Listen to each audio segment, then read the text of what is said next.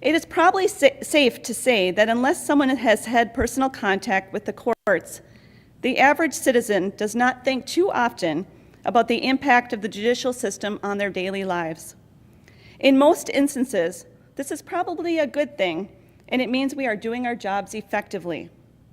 Our role as court professionals is often to work quietly in the background, making that system work. Our goal is for citizens to know that they and their families can obtain justice when they are wronged, and that it is much wiser to have the system take care of these situations rather than taking justice into their own hands.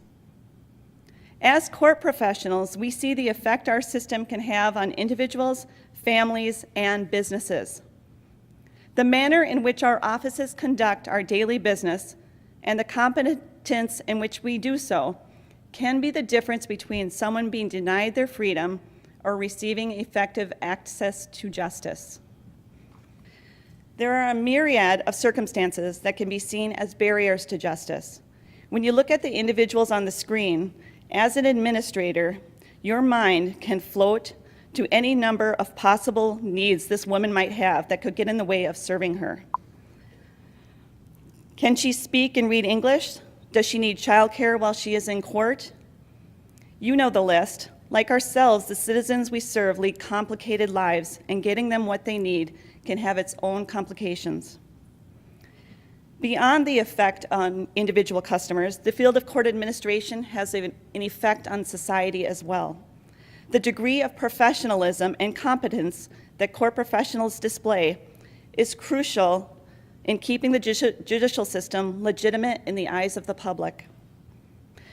As referenced by Alexander Eichmann in The Art and Practice of Court Administration, modern court administration is not yet 2 generations old. In the early days of court administration, the tasks assigned to the administrator were only those not performed by the clerk of court.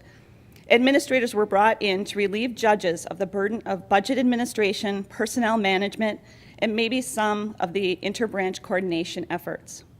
The position has changed and evolved and grown along with the growth and increasing complexity of courts themselves.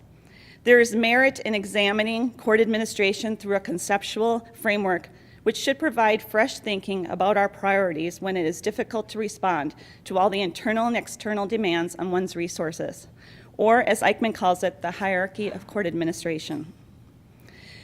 We now serve as a liaison between the judicial branch and the other branches of government. NACM's core competencies provide us with a strong framework to move forward, to create and to expand our purpose and identity. Beyond dealing with the immediate issues that come through our doors, we also need to be proactive.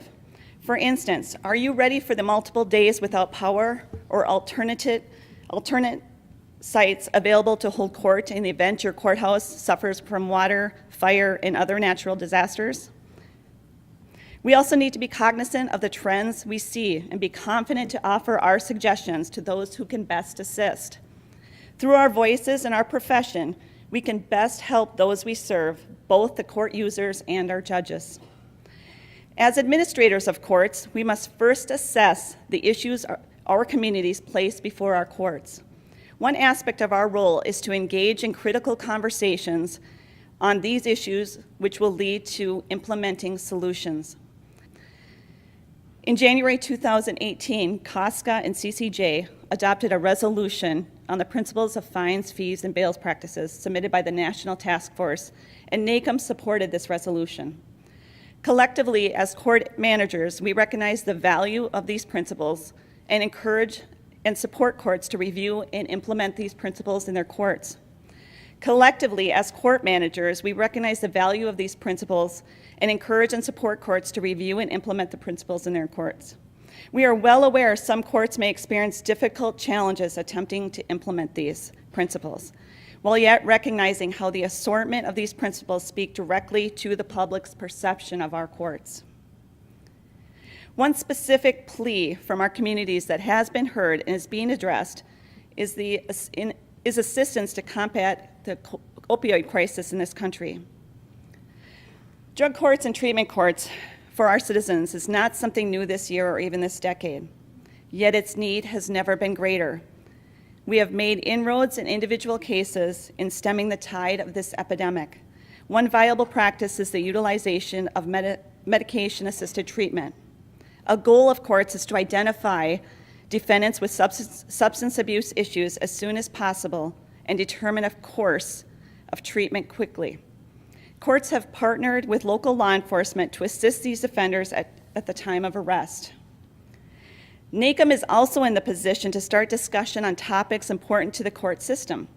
For instance, it is perhaps time to renew the conversation on the role of court administrators.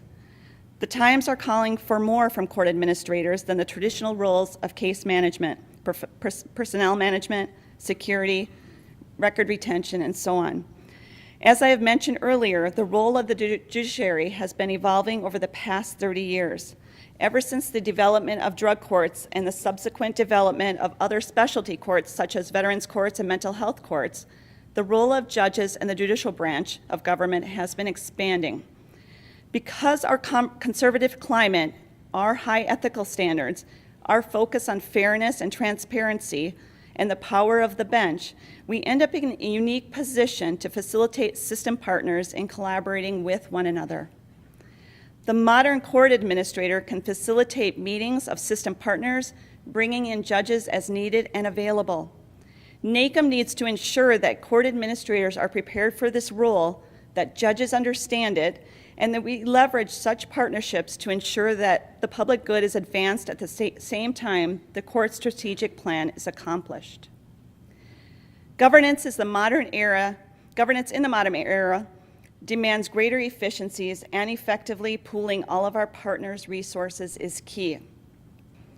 George Washington once wrote that he was impressed with a conviction that the due administration of justice is the firmest pillar of good government. He took his role in appointing our nation's first judges with a solemn air. That is indeed both high praise and an even higher calling for all of us. An organization is only as strong as its members. And to be sure, our membership numbers have been higher and could be in the tens of thousands. But the strength of our voice for our profession is not based on numbers alone, but by the strength of our dedication to not only our court profession, but to the work that we do in our courts.